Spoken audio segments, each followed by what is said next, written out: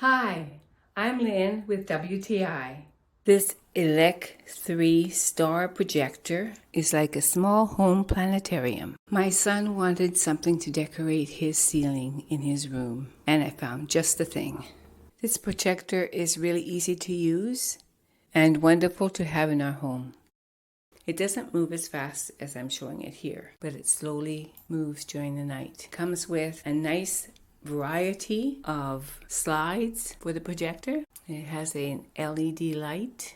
You get a wonderful view of the stars on your ceiling. It's wonderful also to inspire the desire to do research about the stars and planets, and then our planet Earth with the moon. It's just wonderful and beautiful. And each of the containers has information about the particular celestial phenomena that you would see. Sometimes I like to even put it on my wall in the daytime. Even though it's faint, it's still beautiful.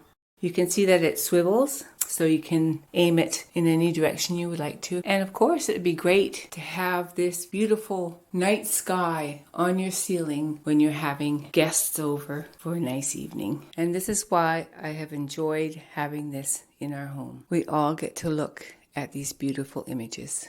And that's my point of view.